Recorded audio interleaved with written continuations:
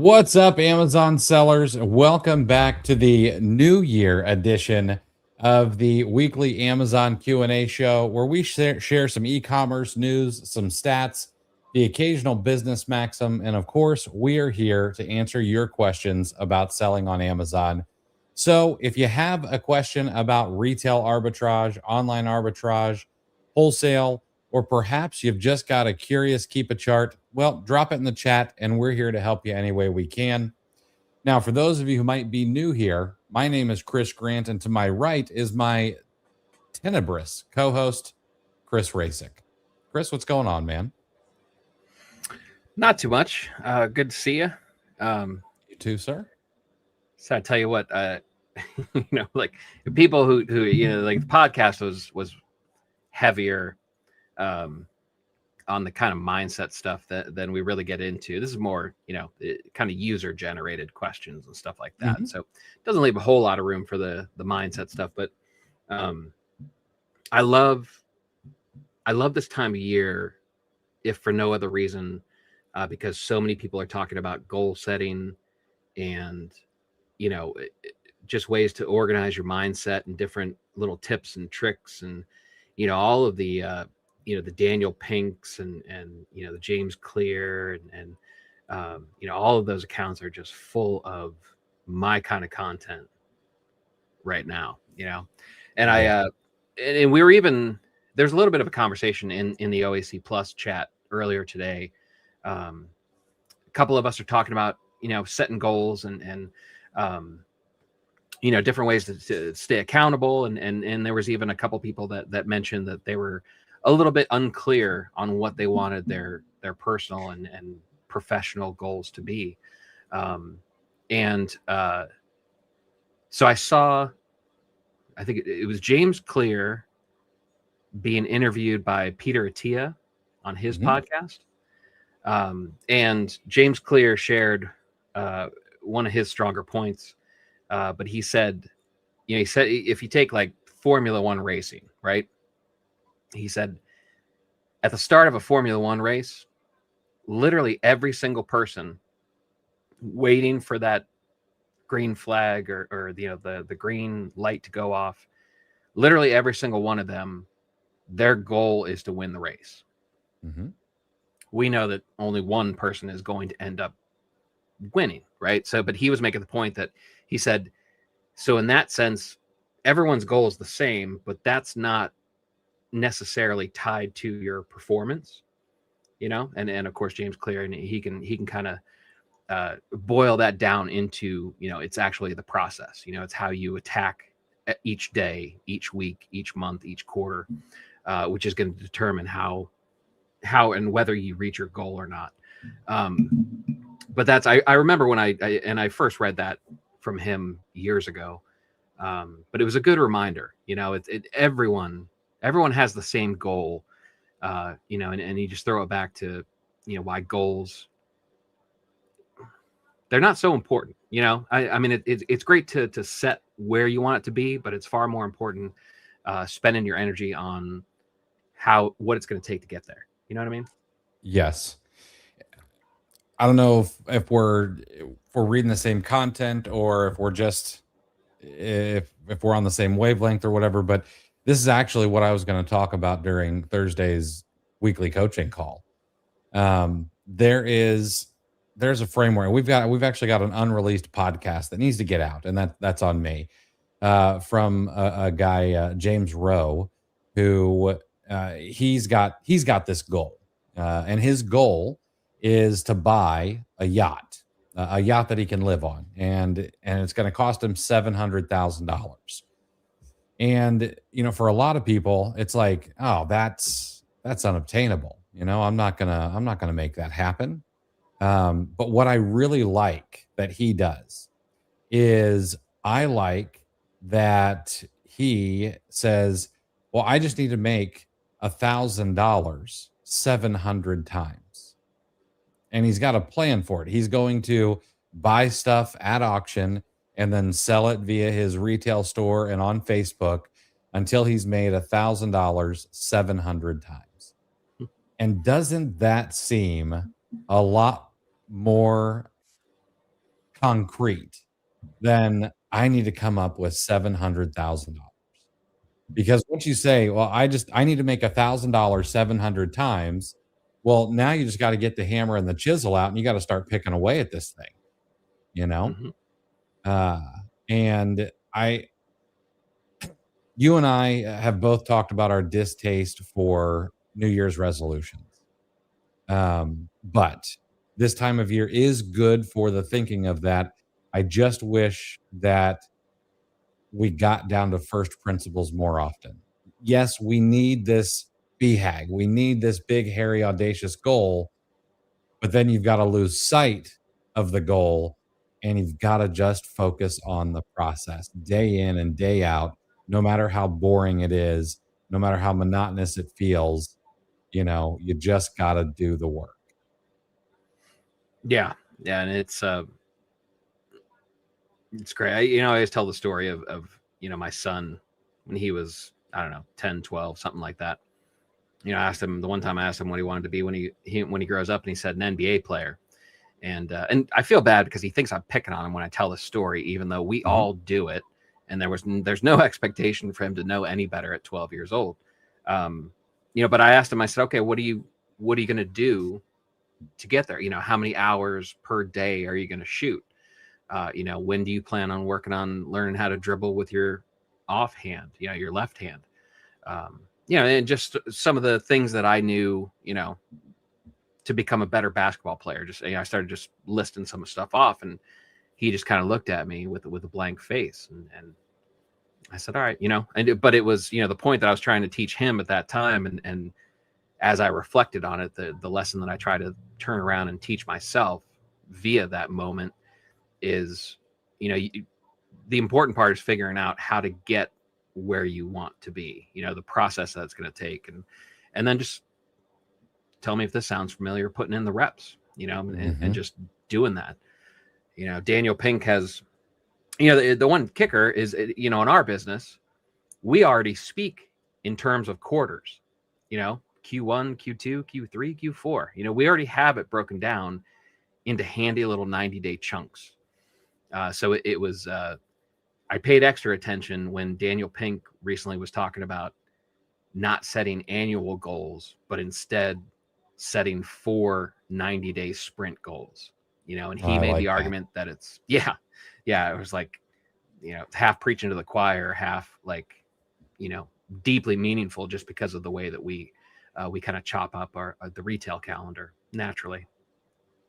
But he said I it's don't tough. It's tough to focus for a whole year. I mean, that's, you're just simply asking too much of yourself, but if you Mhm. chop it up into 4 equal parts, essentially 90-day sprints, the great thing is that you can set your first 90-day goal, and then you can reassess, and then you can decide if you need to turn the dial a little bit either way on the next 90 days. And then Mhm. collectively, once you complete the 4 calibrated sprints, then it's much, much easier to reach the overarching annual goal.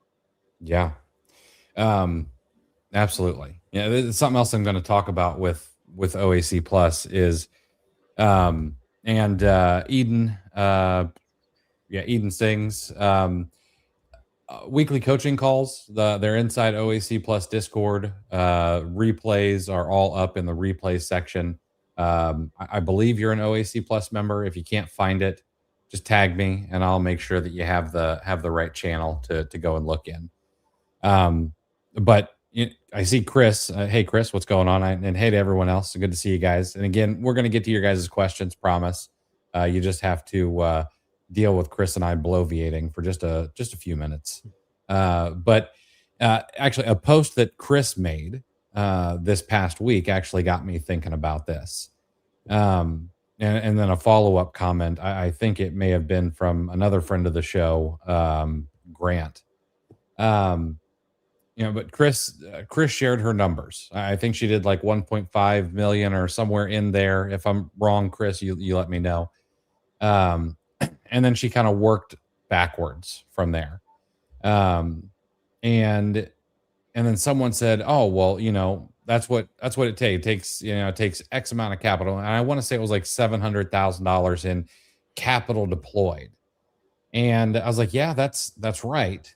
I was like, but that's also that's too big for people to think about.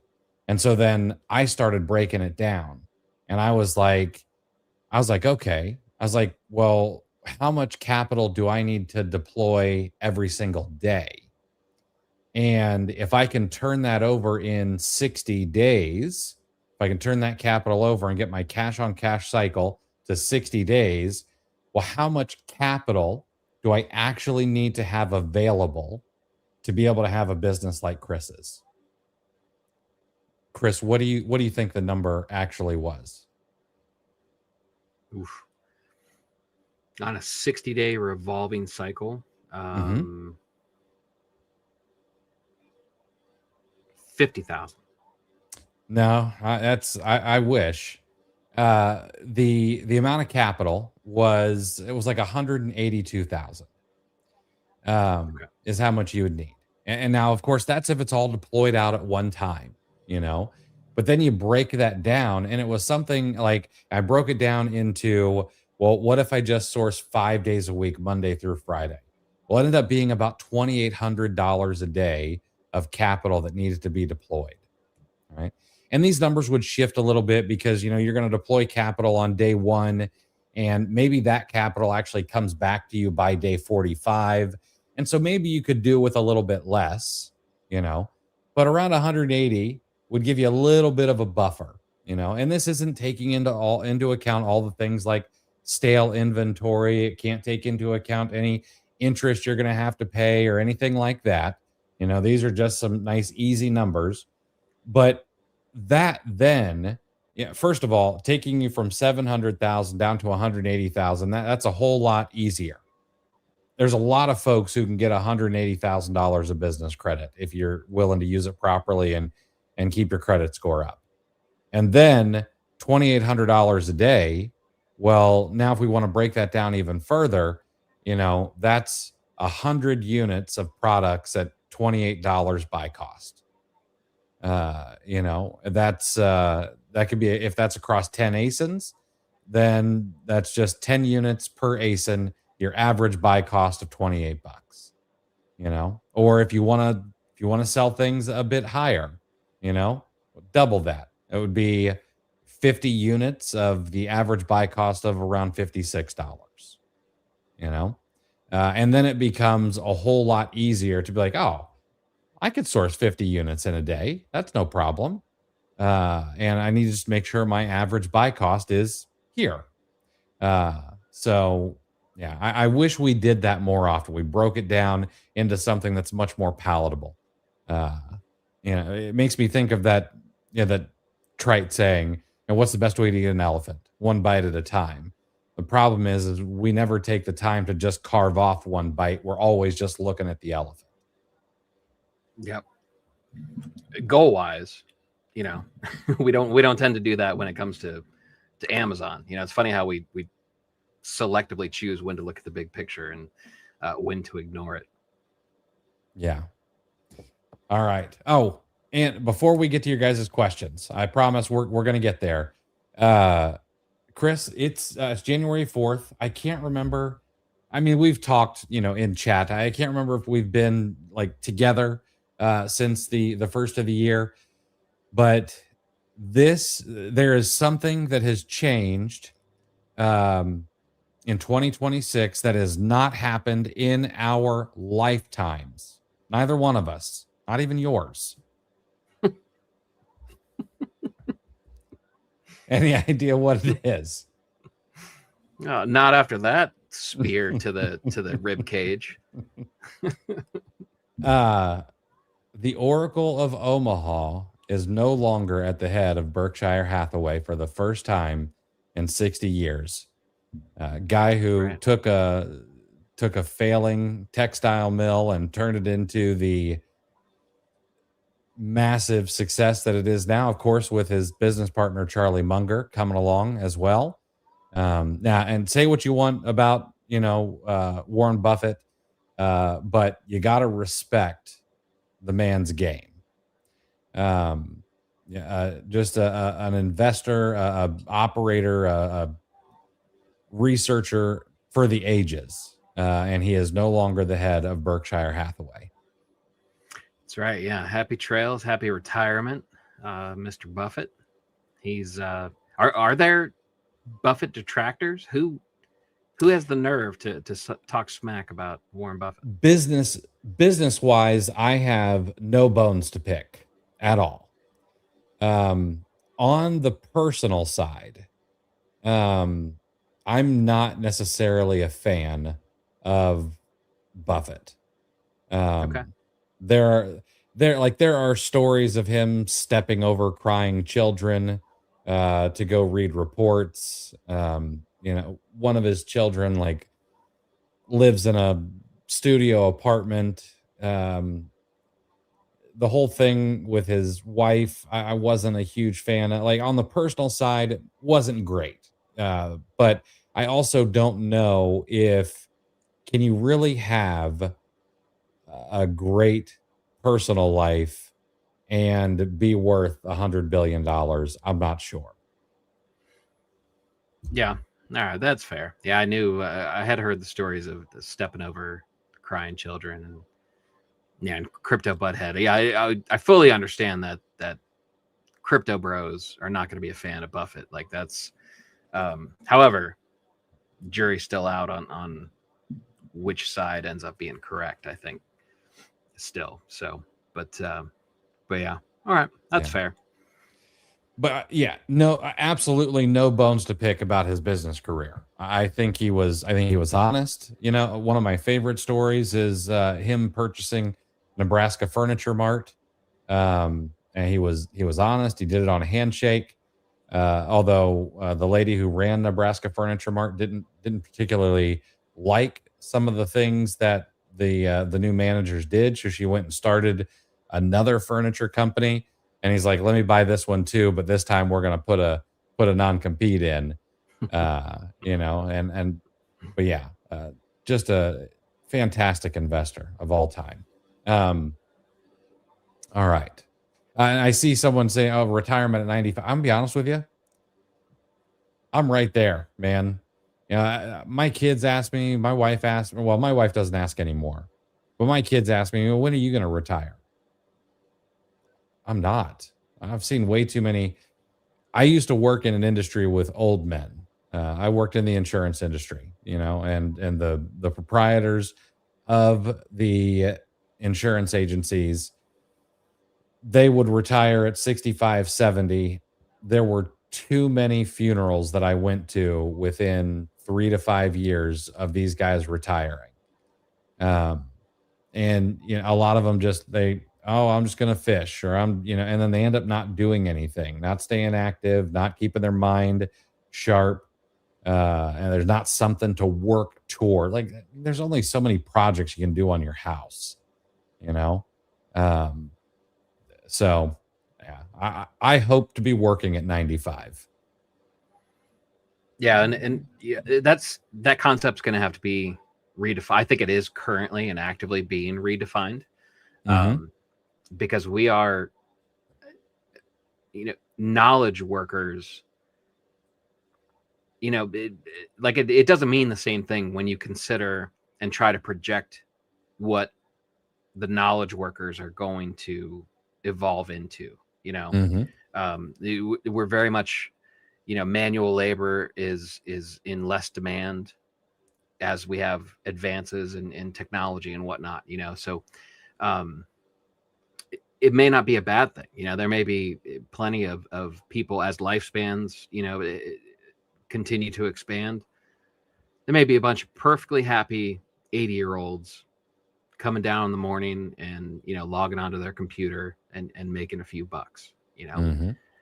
That's it's not things are changing big time. It's a lot of the long held conventions of work 40 years and retire. That's kind of becoming a bit extinct. Yeah. Yeah, and good riddance, honestly. And crypto, yeah. I don't know who you're watching, but another one of those guys who said you're supposed to be retired by 20 driving Lambos just got hit with a $7.9 million fine from the FTC. So you don't. That's why. That's one. I mean, it's not one of the reasons. I'm not worried about the fine, but that's not something you hear here, fortunately. Okay. All right. Let's answer some questions, and then we've got some news for you guys as well. Mr. Jab Yassin. How do I make sure by the time that I purchase an item via storefront stalking that it doesn't drop by the time it checks in optimized? Well, okay, so I'm gonna put something on you. This question, um, this question is difficult. It's not really difficult. You cannot guarantee the future, okay? And it seems like you're looking for some guarantees. Um, that doesn't exist. We can try to figure out what the future performance should be based on historical performance. And our job is to think in bets about what the price of something is going to do going forward based on what has happened in the past. Now, what I always suggest to people is we want to try to take an asymmetric bet. So we're always looking for the upside and how can we pad that upside? Okay. What are the discount codes? What are the discount gift cards? Are there sales that you can stack? Anything you can do to pad that bet that you're going to take. However, as you look back, where's your hedge? And what I mean by that is worst case scenario, what happens over the past year, maybe over the past 2 years, right? So if over the past year or 2 years you see, well, you know what?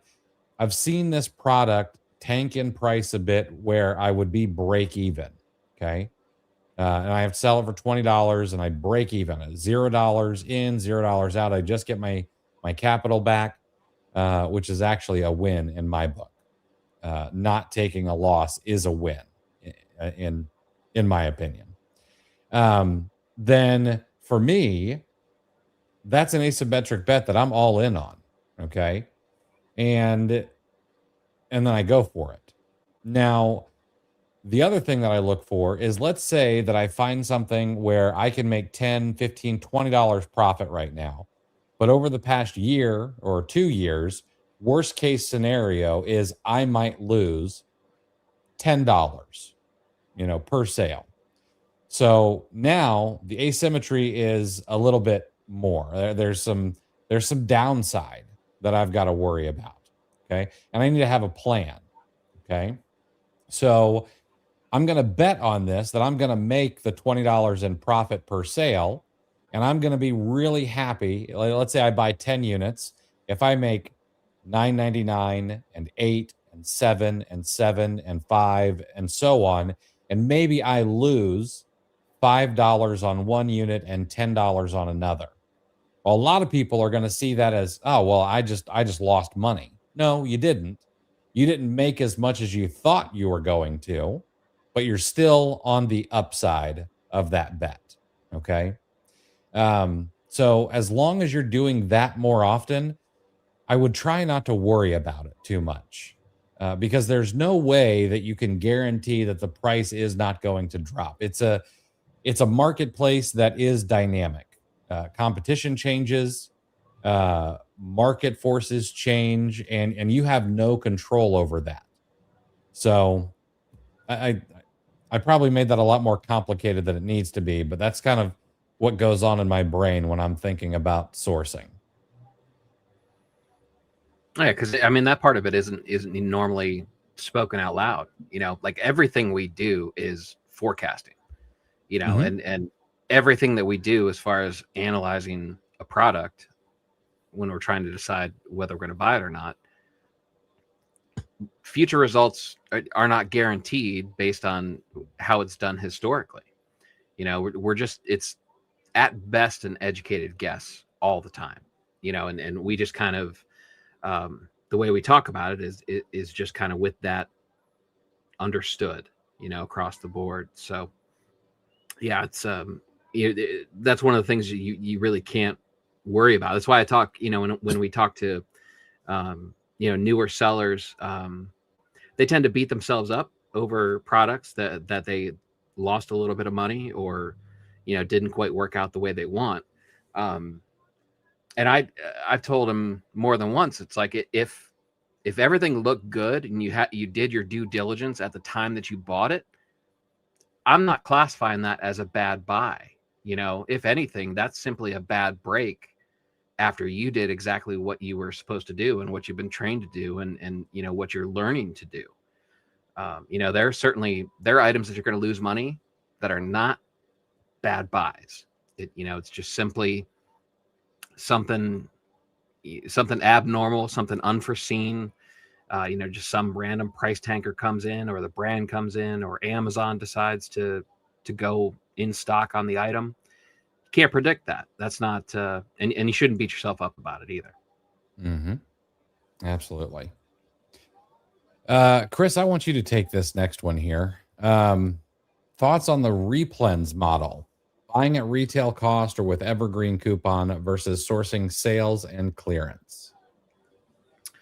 That that meme from The Office where Pam's sitting there in the conference room and she goes, "It's the same picture." I thought of that when I read this question. Look, let me I'll take a breath to try not to berate replens as much as I have the instinct to do. Replens, the term replens is a marketing gimmick. Okay. Especially somebody selling a replens course that is going to teach you how to find items that you can buy in the future over and over again. See above what we just talked about. Future results are not guaranteed even on past performance. It just doesn't happen, right? Replens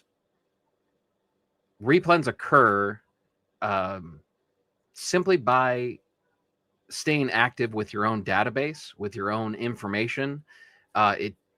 Replenishable items emerge if you do a good job circling back. And if you have any kind of process, anything classified as not reinventing the wheel, you can build your own replens, right? So this term has become, it's taken on mythical proportions simply because people have courses to sell. And I understand why. It sounds fantastic, right?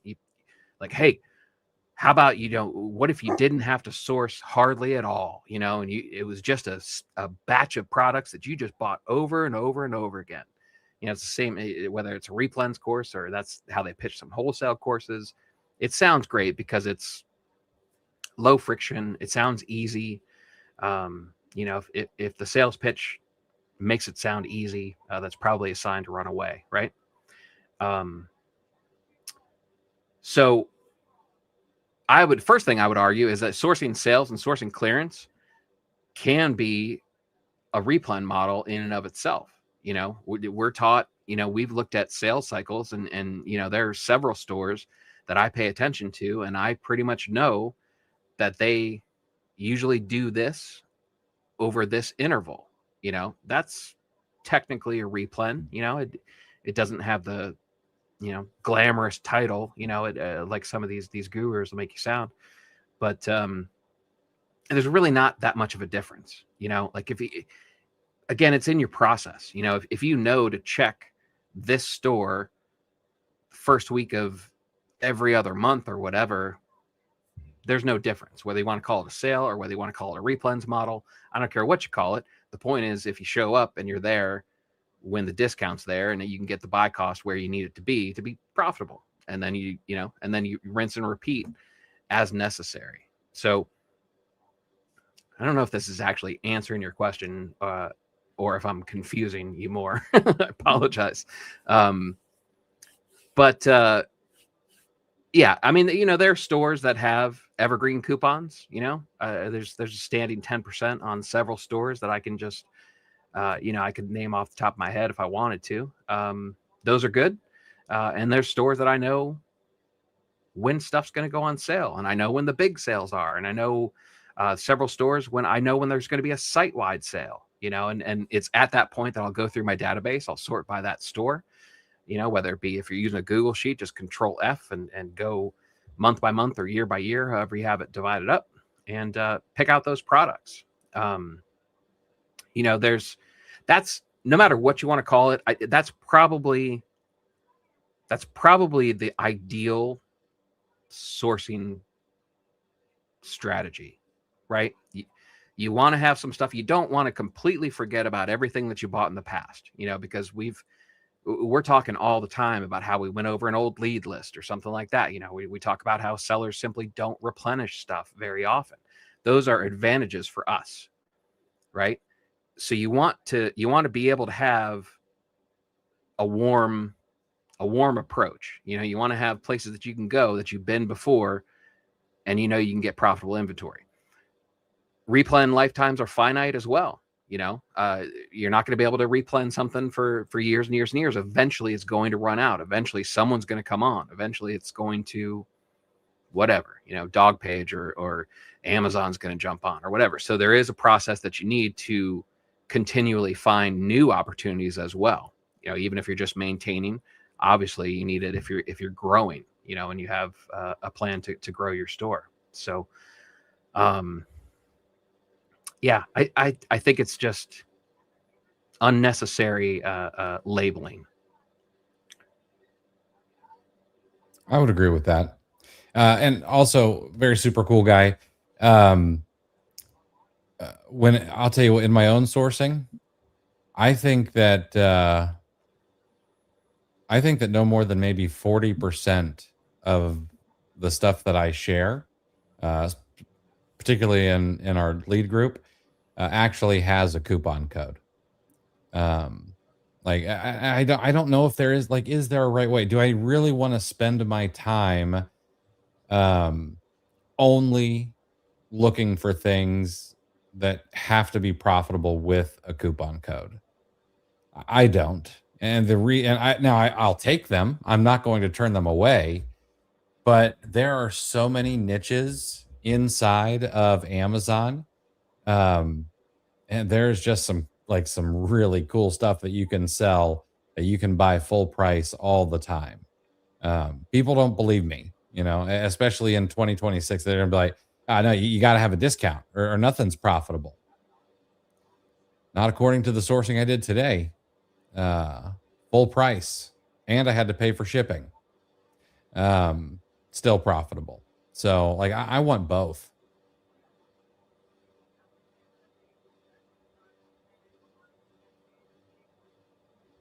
Regarding the tanking question, isn't it better to buy a bit early as offers are falling to be first in stock once the price recovers?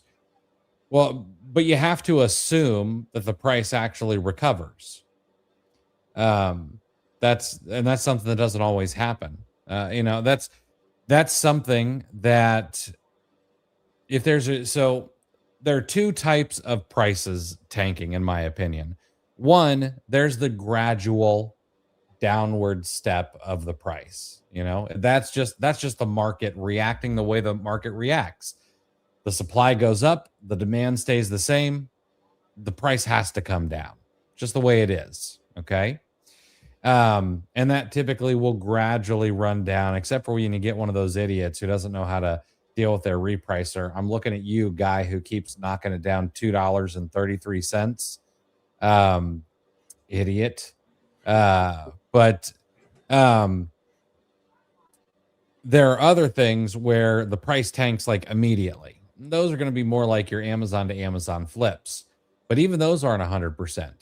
I think I may have just sold through it, but I bought something, for around the $25 range that normally sold for the $50 range. Historically, Amazon was dropping the price like once every 3 months and coming right back up. And that's for like 3 years running. And then this last time they dropped that price to 25 and it never went back up. So that's now being sold at a loss. So like we're just taking bets on what the historical performance is, but we can never guarantee that future.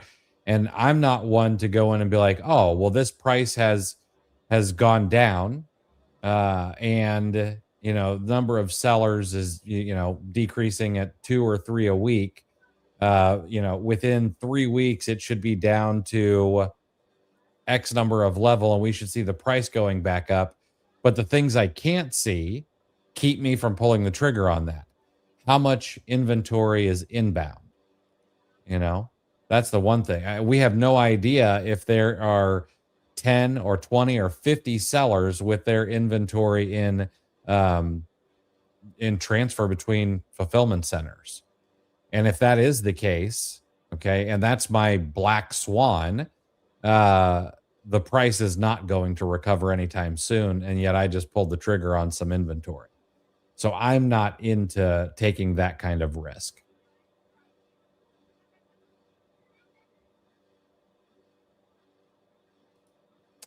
Lounger, have you been favoring a particular AI lately for FBA? I was impressed with how smart Grok was, but it's also very overconfident with its conclusions and hallucinates a lot. They all hallucinate, unfortunately.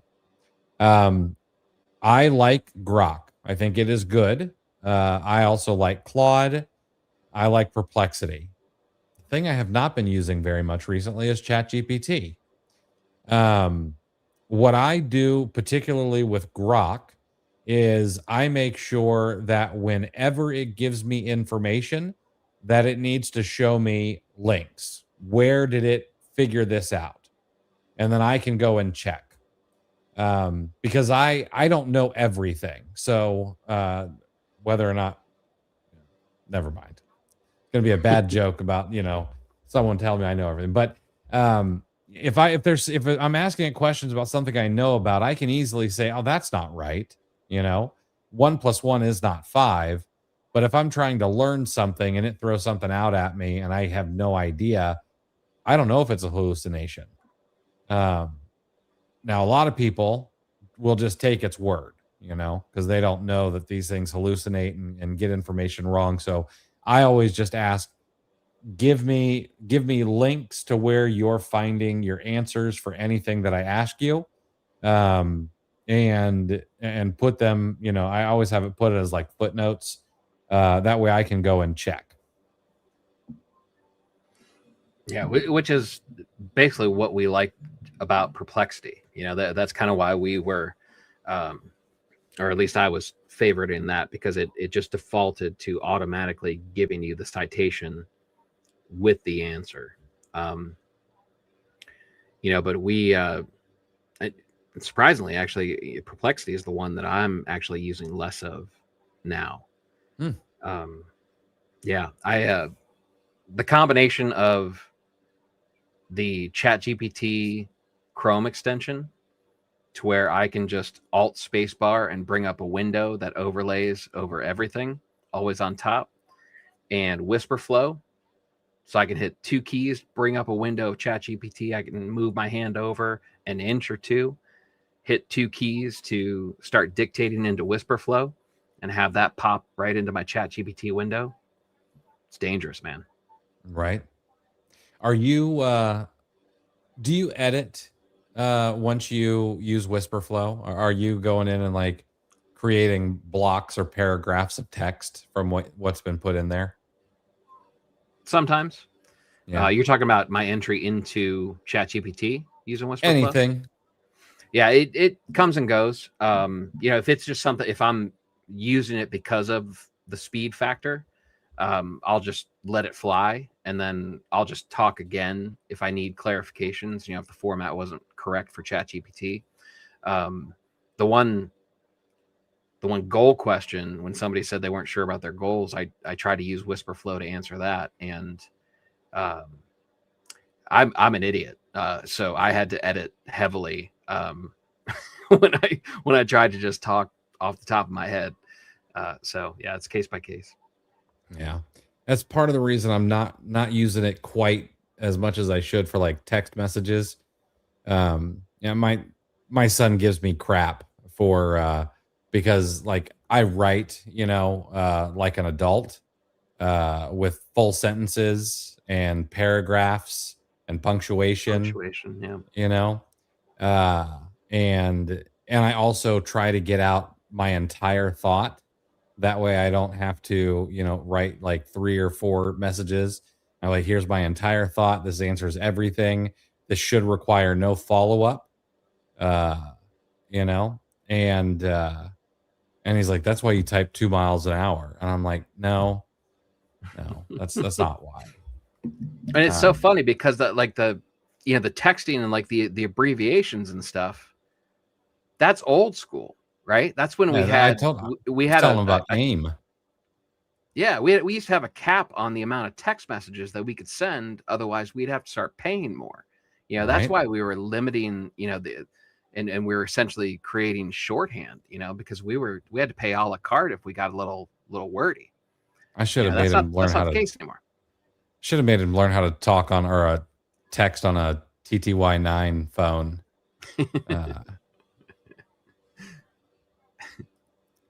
Thoughts on the RAM shortage? Are you getting in on it? I tend to not jump in on these things, much to my pocketbook's chagrin. And the reason I don't usually get in on these types of things, these shortages, is because I'm not smart enough to know when this bubble pops, if it pops. I know that we're in a time when, AI is growing and people need the RAM and, businesses need everything. I get that. But like, how soon does someone figure out how to cheaply or fill the market back up?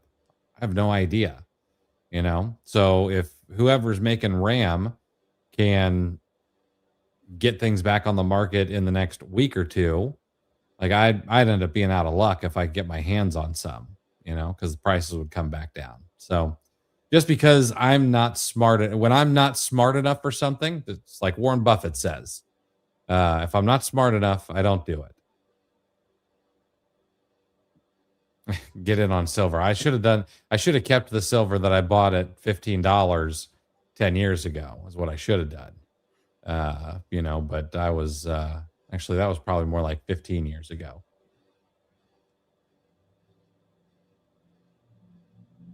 All right. Joey, is Keepa included in Storefront Stalker? No. Keepa is its own company. There's no software that includes Keepa along with the software that you purchase. Now I know that there are companies that include Keepa like graphs inside of their softwares, but nobody includes an actual Keepa subscription for you. And this is one place where I would suggest no one tries to be cheap or frugal. Cheap is a nasty word. This is one place where no one should try to be frugal. Spend the money on Keepa. It is king. It holds more data than any other software that I'm aware of.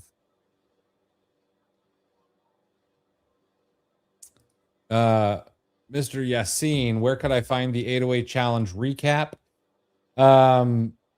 If you purchased it, shoot an email to support@08challenge.com. That's I can make sure you have access to the replays.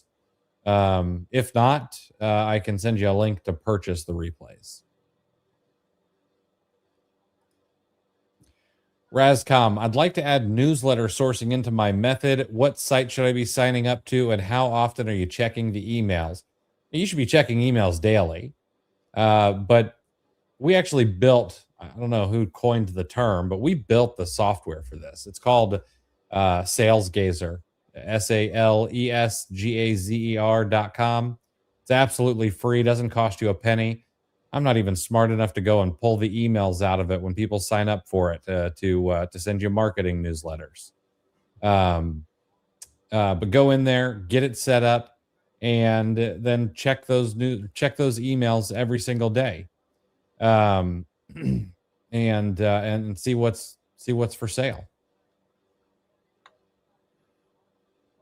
And then eventually, when you make a purchase, you're also going to start getting emails to, your sourcing email, and I would check there too, because when you become a buyer, sometimes the emails are different and the coupon codes are different to win you back, etc. Uh, I'm going to talk about this for a second. This is a little off topic, but honestly, I think one of the things that we need to become good at as Amazon sellers is being able to be awash in a ton of information and being able to quickly find the signal through all the noise. I think that's a really important thing that more people need to get good at. We need to be able to take in tons and tons and tons of information, tons of emails coming at us, all this stuff, be able to quickly process it and then pull out the signal that you actually need to look at. It'll make your life so much easier.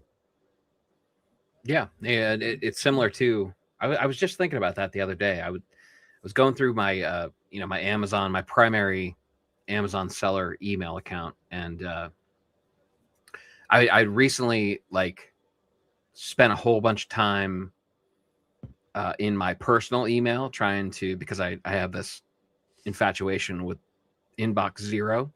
Mm-hmm. Can't ever get there, but doesn't stop the infatuation with it. But so I was cleaning stuff up and just getting that unread email number down and until I felt better. But then I went over to my Amazon email and I get emails from everybody, but it's a totally different process, and the thing is, it's almost like how you learn to read a Keepa graph. You get so fast where you can basically scan your eyes across it. Maybe you're changing the term, maybe you're looking at 3 months, 6 months, year, whatever, but you've accumulated so much information in a very short period of time, and you've already decided whether you need to dig further and keep going, or you can kick it out very quickly. That's kind of how you end up with emails sometimes. I can scan through stuff and I'm looking, and there are, like, day in and day out, if you're paying attention, there are trailheads all over the place. You just, because there's no shortage of emails, from a marketing perspective from the stores. If there's some sort of big sale going on, they're going to tell you about it at least once a day, for a few days while the event's going on. There's a lot of money to be made by paying attention to marketing. Mm-hmm. And check your spam folder. You'd be surprised how much stuff gets popped up into your spam folder after a while, especially if you don't open it. And every now and again, one will be in there and you're like, oh, that's a pretty good sale happening. Yeah. Caught a random $20 off, we haven't seen you in a while email. It was like, yep. Oh, okay. You go through the database, you find something to buy real quick, and you get it at a lower buy cost than when you found it the first time. Oh, yeah. Talking my language, man. Kevin, what was it you found today? Give it up. I'll tell you what, I can't tell you the exact product, but too many people sleep on several categories. The stuff that's boring, feels dusty.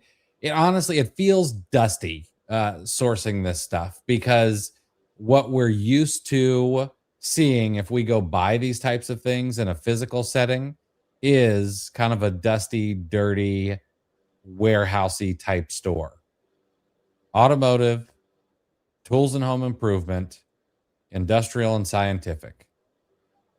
Boring. It's hard to figure out sometimes if the products actually match, and makes people give up on it. And you're buying from sites that look like, a 2001 AOL site, or a Yahoo, Yahoo site or something.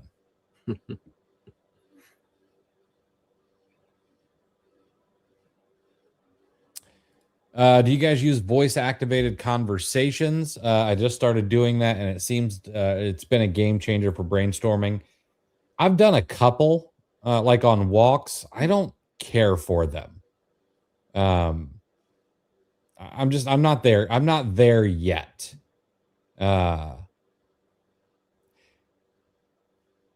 I think it's because of how much I like conversation. So, for example, you'll notice there I had a bit of a pause because I was thinking, and Chris didn't jump in because he knows. Oh, he's thinking for a second. Like let the guy cook. AI doesn't do that. If there's a pause, it's jumping in, and maybe I'm just halfway through articulating an idea, and so I'm not really interested in it quite yet. Um, I'll change my mind eventually, but until then, I'll just use Whisper Flow to just word vomit and then go back and forth with it. Yeah, I tell you what, the Whisper Flow into Claude. Just telling him like, I just told Claude like, hey, I heard this quote. I'm going to use it eventually, but I need you to keep it in your memory banks. And it dictated it on Whisper Flow. Claude was like, all right, I've made that a memory. Just let me know when you want to access it. Like, oh, that's awesome. Like, oh, like that's my kind of note taking. Yeah, absolutely. Is there a case to be made for buying slow selling products that maybe sell 5 to 15 a month? Yeah, absolutely. Mm-hmm. I would argue, okay, I would argue that a business could actually be built entirely on this method.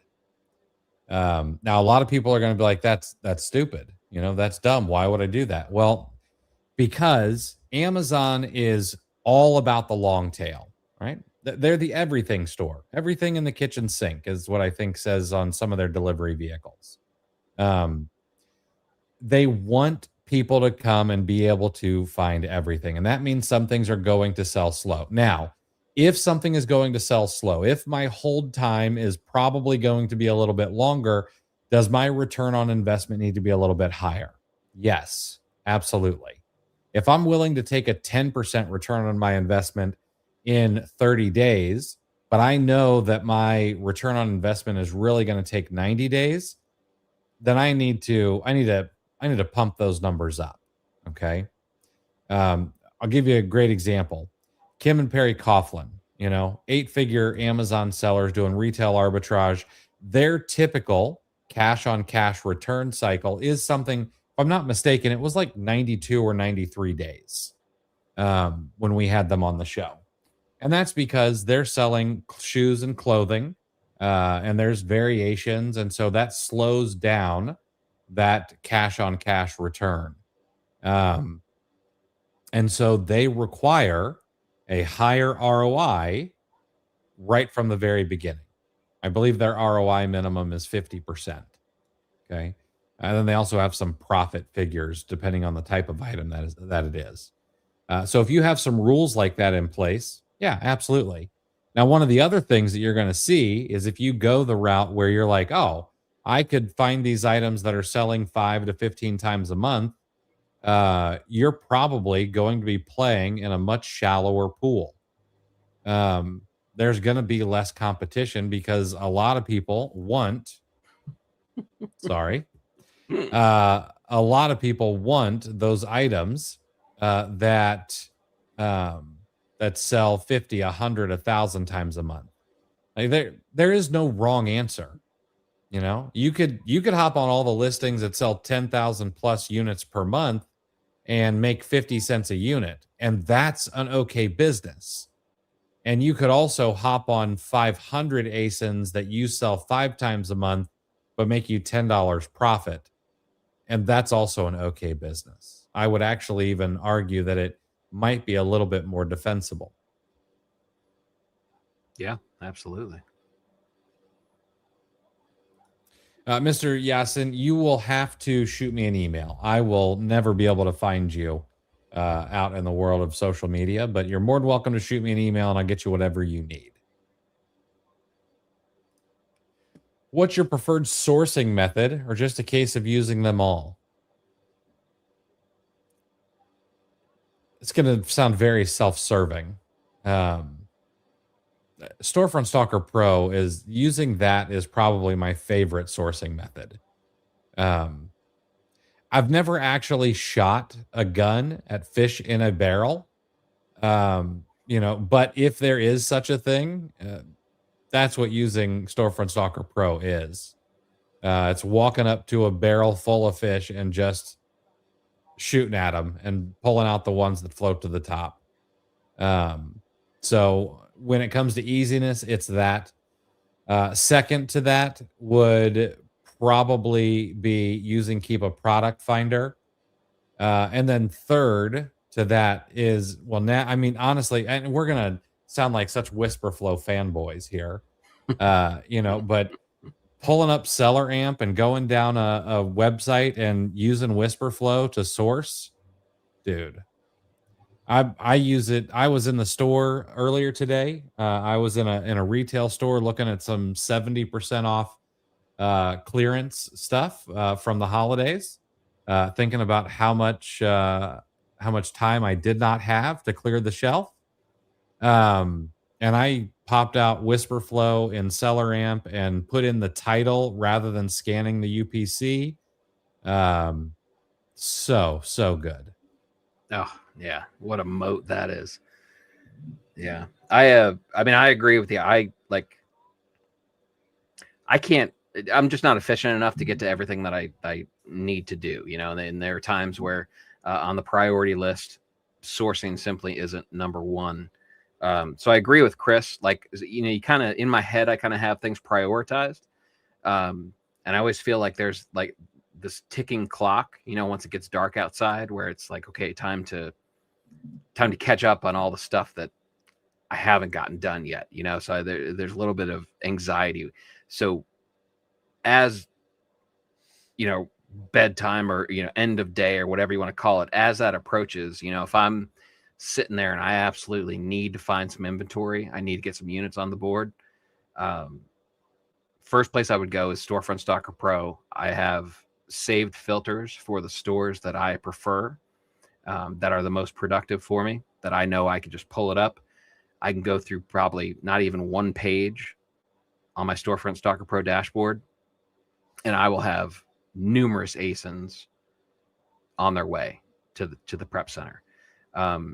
Another thing that I do that I absolutely love, not quite as efficient as the Storefront Stalker Pro method, but whatever lead flow that you have, whether it be lead lists or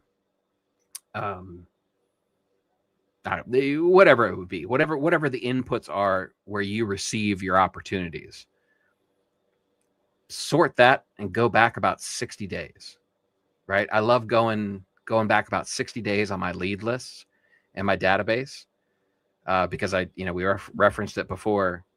Sellers simply don't go back to their old leads. They don't replenish the stuff. They don't find the opportunities. They're just constantly always looking for the new stuff. So I find the ratio of age 60 days, the stuff that's going to fall off because something's changed, it didn't bounce back or whatever, or maybe a coupon code is now expired, versus the ones that are sitting there and they have even less sellers than when I first saw it 60 days ago because everybody's sold out, or it's trending, that seller count line's just going down. I mean, it's very, very productive. I love it. You make a really, really good point. And I'll tell you what, guys, I've just shared a link to get 1 month of free Whisper Flow. I mean, if we're gonna talk about it, why don't I just share an affiliate link? It is an affiliate link. There is a commission that gets paid out. I don't know what it is. I had to look it up the other day. I also don't know how to actually get paid any money from them if they actually pay out. But you get 1 month like for free using the link. So I just dropped it in the chat there. Let's see here. Could you help me on? Oh, well, that's not the right one. Mr. Yasin, also to add on to Storefront Stalker Pro, what would you suggest a newish seller to find the right storefronts to add into SSP? That's the thing. You got to kiss a lot of frogs. That's the hard part. It's no different than sourcing products. Now you're sourcing storefronts. So I like to go in. I like to find all of the historical sellers on a good listing and then I'll go in and I'll look at their storefronts and I'm like, do they have 100? Do they have 200 ASINs, in their storefront? Are they growing? Are they shrinking? And I'm really looking for people who are either kind of staying right around where they are or they're growing. I'm not looking for people who are on the decline. Um, and I'm typically looking for people with like 300 or more active ASINs on average at any one time, just so I know that they're going to have a continual cycle of inventory going in. Um, and then that's it. And then you just got to be like, okay, are they being productive for me? And if not, then I'm getting rid of them, and I'm replacing them with the next person on the list. Yeah, like if you want like about 100 tabs open, you can. This is a process that you can really get some serious tabs going on. A new seller, right? So major pain point for a new seller is limited brands that you can sell, right? So what you want to do is find a brand that you can sell. Like Chris said, you have a list of historical sellers, and if it's a fairly decent velocity product that's been tracked for at least a few years, there's probably going to be 100 historical sellers that you're going to be able to look through, right? So you can find that on Keepa. You can find that, I think RevSeller and SellerAmp have something to pull up the historical sellers. There's that whole giant rabbit hole to go through, right? You can check those out. There is a tool on Keepa called Seller Lookup. You can actually find sellers that are selling the brands that you can sell, right? And if that seller sells brands that you can sell, a brand, they probably have multiple brands that you could sell, or they may have more products from that brand. So after you explore their storefront, you could pop them into Seller Lookup on Keepa, and you can see stores that have similar products. And you can actually see the percentage of overlap between the seller that you found and liked and other sellers. And then you can open them up in those tabs, repeat that process, look at their whole store, see their brands, see what brands they have that you can sell too, right? And then you could just, I had close to, between multiple windows, I think I had close to like 70 tabs open the last time I really dug into this. Mm-hmm. If I'm remembering correctly, and I may not be, but there was an evening where you were doing some live sourcing in the group, and you found a particular product, and this particular brand and product had 2 or 3 other variations. I went through there, and it was something like 200 historical sellers or something, across just like 3 or 4 of these products. It's very, very easy to get a lot of sellers who are very likely doing arbitrage in one format or another. Yeah. I think that was just 1 cent. I think between the 3 different cents that they had, I thought you ended up with like 950 storefronts. Maybe you're right. I'm trying to be humble.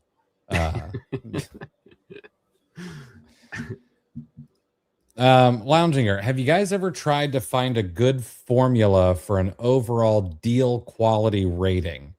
Sort of a sliding scale for all the different numbers that give you a usable metric.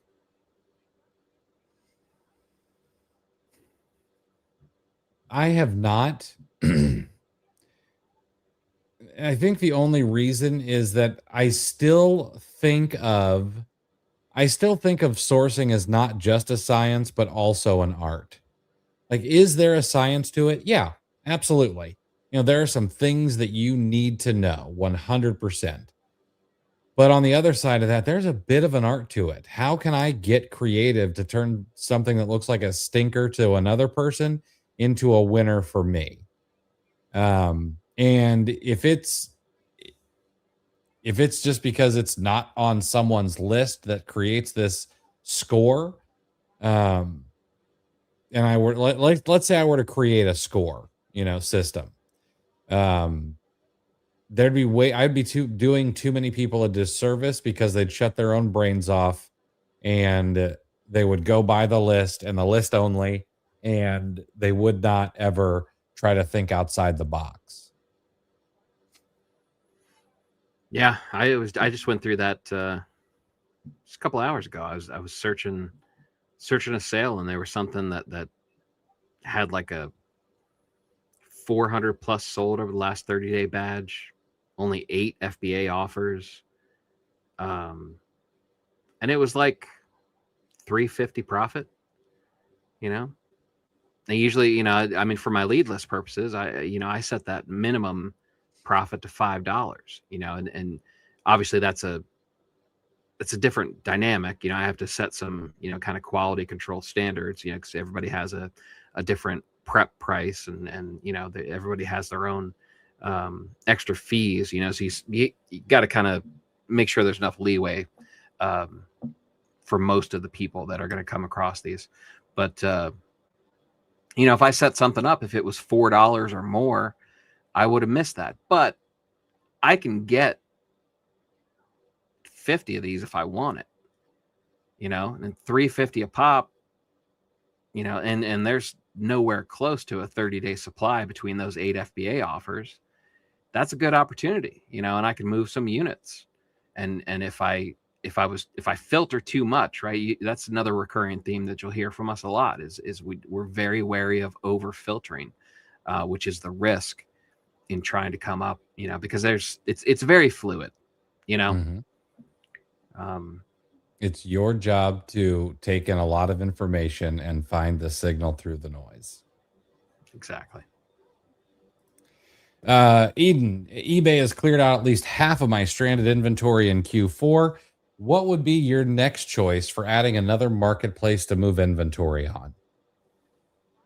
It's a great question. I'm not sure, but like outside of Walmart, eBay, and Amazon, the volume is just going to be so much lower on any other marketplace. So the easiest thing, in my opinion, would probably be to also cross list to Facebook and only offer shipping. Like, don't do any local pickups, just do shipping. Probably not going to sell a whole lot. However, I'll tell you what, I tried some Facebook drop shipping just to see what it was like and if I could make any money with it.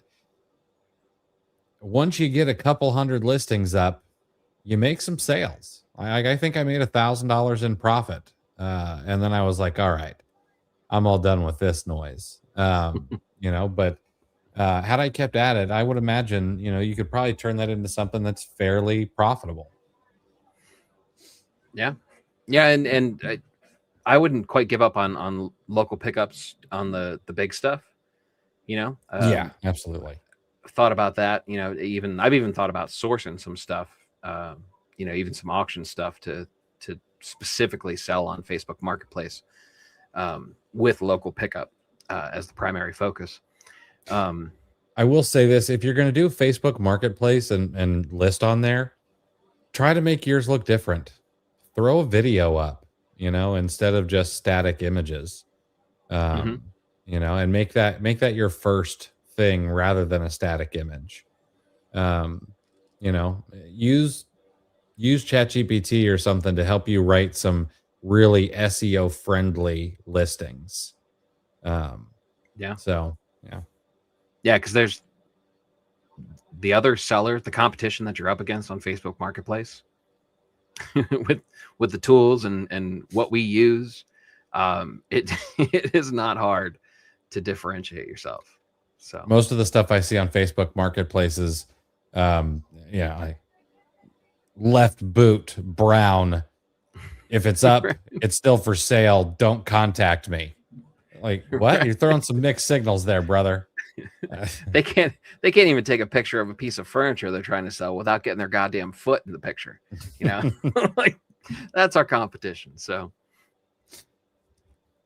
all right, let's see here. All right, I need to get through these last questions here pretty quick. We need to wrap this up for this evening. Let's see. Mr. Yasin, how many reviews on these historical offers should I go for as a newer seller? to add into Storefront Stalker Pro. Some say 250 is too many sellers. How much is too much as a newer seller? There's probably, you say reviews and then 250 is too many sellers. So I'm not sure which one you're going for. But number one, the number of reviews someone has doesn't really matter anymore. It's not like it once was. What matters more is inventory distribution when it comes to buy box share is what we're really looking at. So I would not worry about the number of reviews that they have at all. I'd more worry about how many ASINs do they have in their storefront. JP's Brick Army, do you guys have any videos on best forms you guys pull for taxes and stuff, platform fees, shipping costs, etc.? No, we tend to stay away from anything that might look like financial advice. I don't want someone telling their CPA that Chris told me this, and so no, we don't really do any of that. But ask your CPA; they should be able to help. I've been approached by Temu to be a U.S. seller for products that are non-compete for the China market. Have you heard anything about it recently? No, I have not, but I'm going to look into it. That's interesting. Is there software where you can quickly apply to a lot of brands? None that I'm aware of. That could probably easily be scripted. However, I would highly suggest that you don't do that. The reason I say that is Amazon doesn't like things being changed. They don't really like scripts being used on their site, number one. Number two, they're probably going to crack down on it a whole lot more in the future. Amazon's API, which you don't request brands via the API anyway, but Amazon is charging for API access to developers in 2026.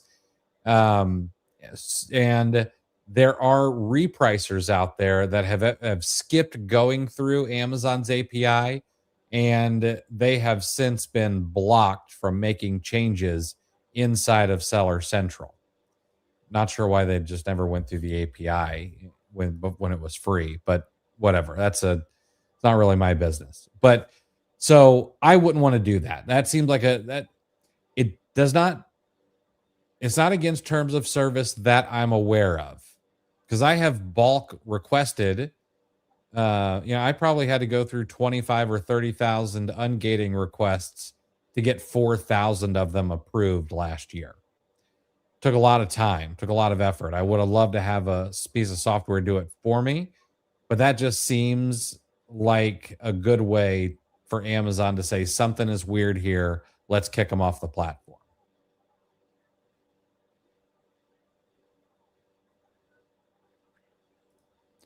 Have either of you tried vibe coding recently, or have agents set up that do some kind of daily processing?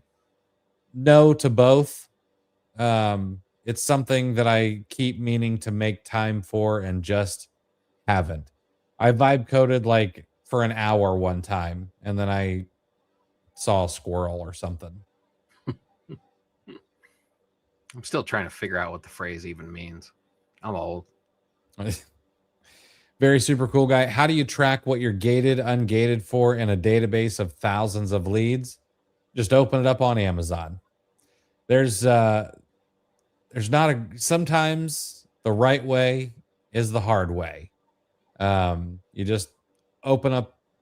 I just open up both links. Like if I'm going through my database, and we've got a database of, and we're coming up on like 80,000 leads in total in cold storage. And so you just go through there and you just open them up one by one.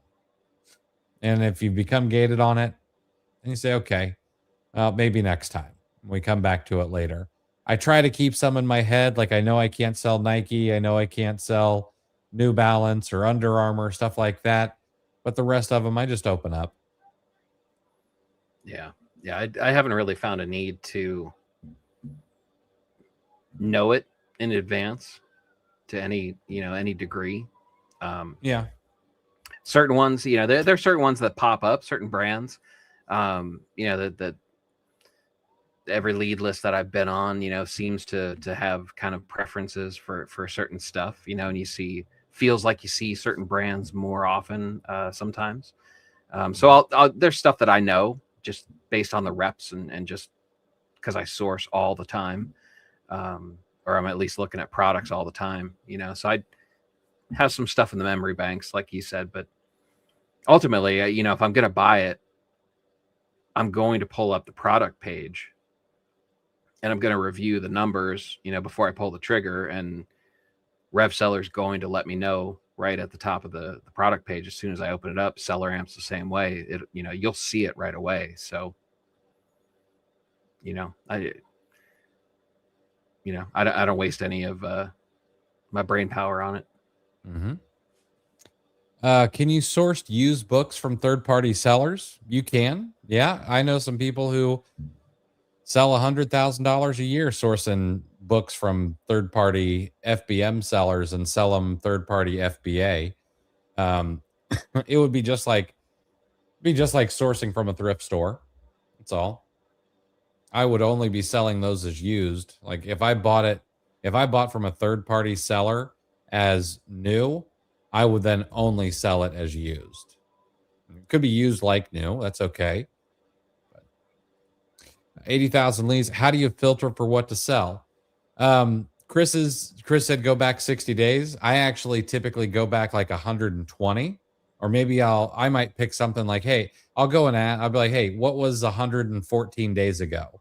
And I'll go back to that date, it's outside of that 60-day window that a lot of people try to turn their inventory in. It's a little bit over that 90-day window where people may have started to get rid of the stinkers, and I'm back like 114 or 120 days. So I'll start there. And then the other thing, the really important thing that a database is for is, like Chris said, wherever your lead inputs are coming from, let's say that one of my team shows me a lead from VitaCost. Okay. Well, first thing you need to do is say, okay, well, they showed me this lead. Here's why. There's this sale. There's this discount gift card. There's this coupon code. Okay, cool. Let's go back through the database and let's hit every single VitaCost lead we've ever had. At this point, honestly, I mean, I might be approaching 1,000 leads from that one source across the database. So then you start going, okay, well, it was product X, it was a vitamin, it was a supplement. Okay, so now I'm going to start skipping through all of the grocery items and I'm only going to look at the supplements. And then you get through it a little bit faster. Yeah. Yeah. Once you get to that size, database sourcing, it's primarily destination, whether you're sorting by date or whether you're sorting by, supplier because you found a code that might apply to multiple stuff.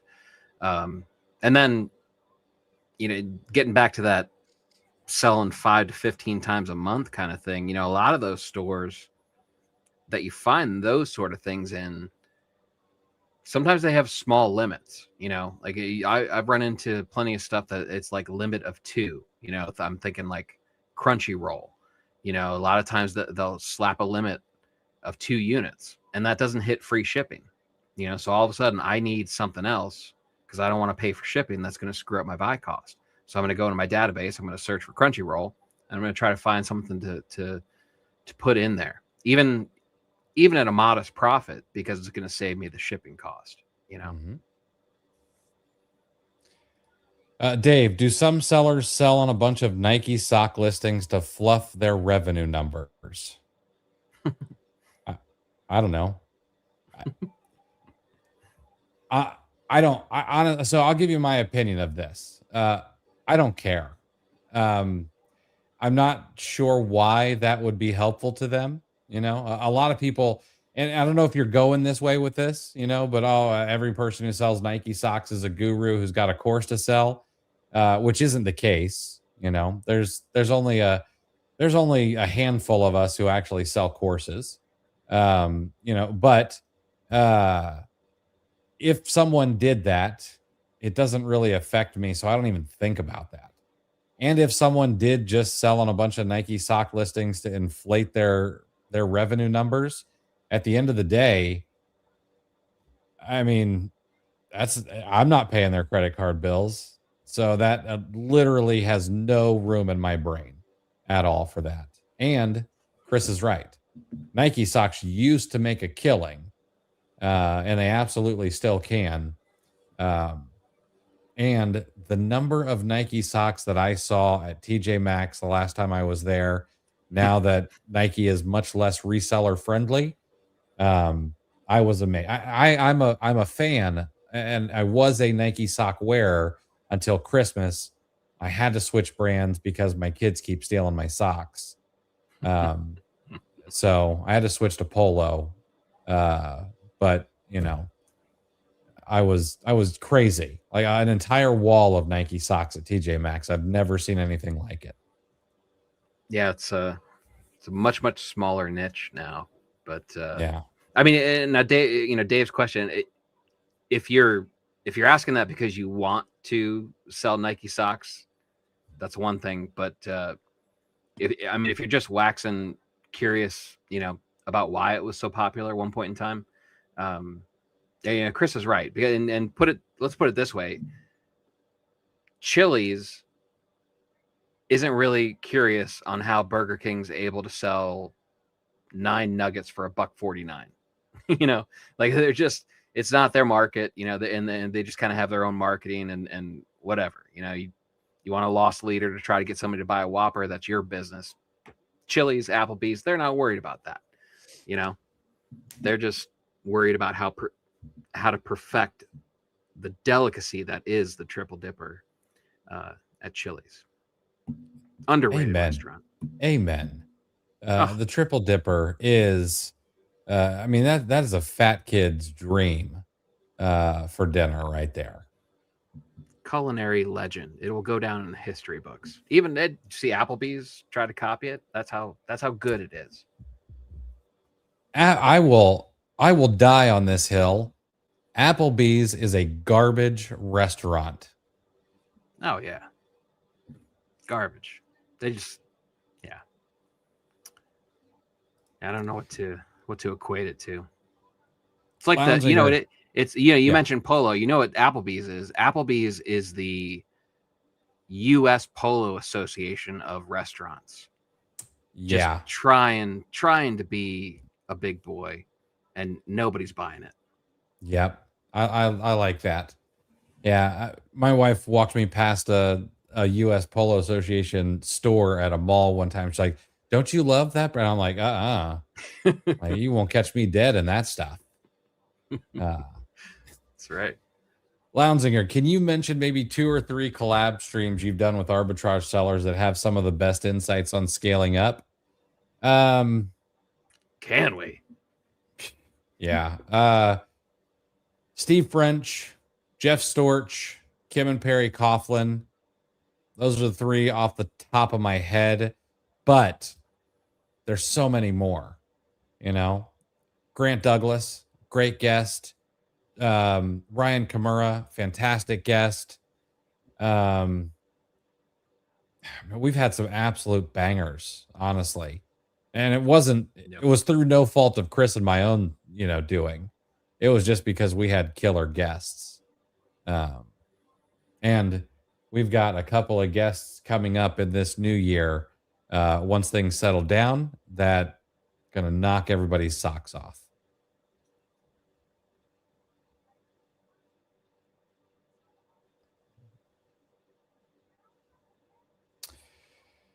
Okay. All right. I'm gonna wrap the show up here, guys. We've got another live in about an hour that we need to do for our Q1 Leads and Education group, which we didn't even. Man, we're such horrible. What a horrible marketer I am for not even bringing it up throughout this entire show. Cart closes tonight. If you want to get leads, 25 leads a day, it's going to be over 1,500 leads during Q1 from Chris and I, plus education like this throughout Q1. We're going to talk scaling up. We're going to talk cash flow, plus software, plus free access to Storefront Stalker Pro, plus access to the OAC Plus community. Cart closes tonight at midnight. You can go to oachallenge.com/leads and join us. But yeah, if you're on my email list, you'll get another email about it. Where do we access the Q1 meeting? It is already inside Discord in the events channel. You're going to want to go to the events. I'll be making a post about it here in about 3 minutes inside of the announcement section. Everyone will be tagged.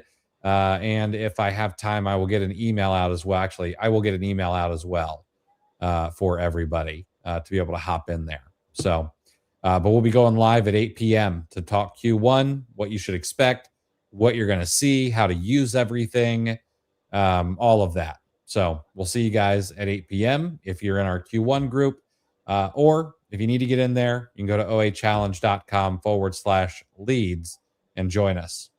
All right. That's it for us tonight. We'll be back on Wednesday to do this all again with you guys.